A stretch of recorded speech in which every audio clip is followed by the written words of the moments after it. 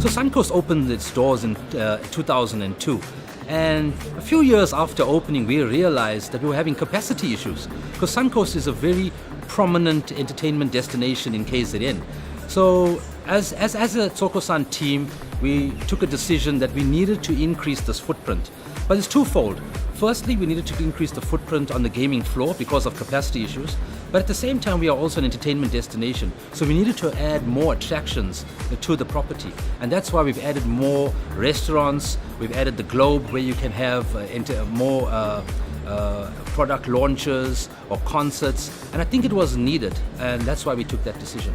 We had done a number of developments throughout the country. So we had redeveloped Monty, we'd done Go Reef, we'd done Silver Star, and the one property that hadn't been redeveloped was SunCoast.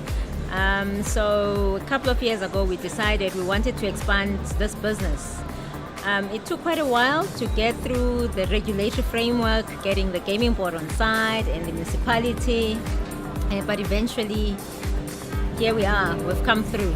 Shareholders are all happy. We've just invested 1.6 billion rand into this investment. That's taken us 2 years to complete. Everybody is happy. We are open today. It's a momentous occasion. We're quite excited about it.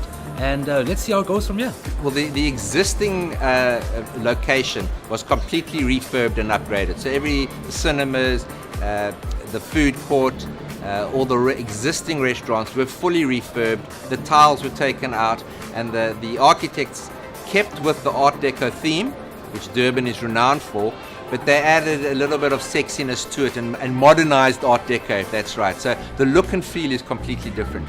And then in the new wing, what has been added is a number of restaurants, the Barnyard Theatre, a purpose-built Barnyard Theatre, the new eventing Globe, which is going to attract major events. So what we've done is again expanded our entertainment facilities. We were not able to do proper events, now we certainly are. And people will see the entire casino floor has been refreshed, and that has become a lot more light, a lot more spacious. And I suppose the cherry on the top is the brand new privé in which we're sitting at the moment. It really is world class. I have visited a lot of salon privés around the globe, and this matches with the very, very best. And no more evident is the Art Deco theme clear than here in the salon privé. Durban is very rich in the Art Deco style. A lot of the buildings along the beachfront are actually Art Deco buildings. But also what appealed to us was the vibrancy and the colors. And so when we looked at redeveloping this precinct, it was important that we blended with what currently exists here, which is why we went with the Art Deco theme, looked at geometric shapes and forms, and we spent a lot of time in detailing.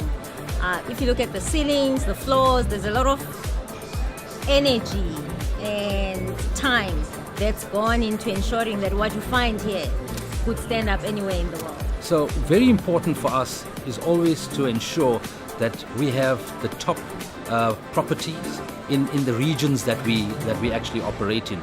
Now SunCoast is actually in Durban, and we've got two more in KZN, one in Newcastle and one in Pietermaritzburg.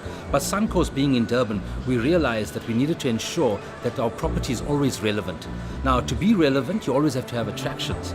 And those attractions are eateries, movies, the Barnyard Theatre that we've just going to be launching as well, and the Globe, which can take about 2,200 people. Now, those are all footfall drivers to the property.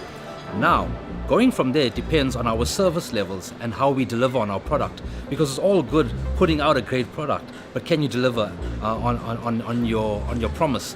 And that will be the challenge of our team, and I put it out there to them. But I know we've got a great team at SunCoast, and I know they'll deliver on our vision and on our promise. I mean, if you look at this development, at the 1.6 billion that we've spent here, we peaked at 2,000 jobs. So if you look at the South African economy and you have an understanding of how stagnant the economy has been, every job counts. So we're so proud of the impact that this development has had in the local economy. Not only that, we probably had the largest number of women in the construction sector on this project. We've had architects, quantity surveyors, mechanical engineers.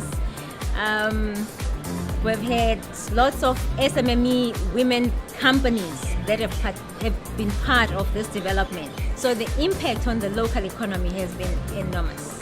Our current annual revenues are just north of 1.7 billion. The bulk of that does come from gaming. The casino is still a heartbeat of this operation, so though we will still have hotel revenue and restaurant revenue and cinema revenue and barnyard and eventing revenue, the casino is still the heartbeat. With an expanded casino floor moving from 1,650 slot machines to 1,850, more tables, and certainly we believe more feet are now going to start to come, the revenues will go north. So we're expecting double-digit growth in terms of those revenues.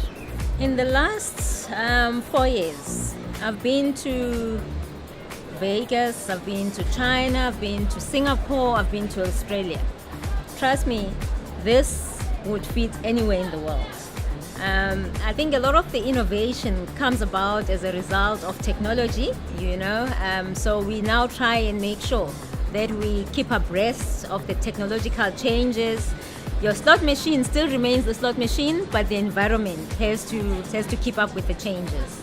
I've just returned back from Las Vegas in October. I went to a show called the G2E, where we're exposed to product, exposed to what's on the strip in Vegas and what they're doing differently.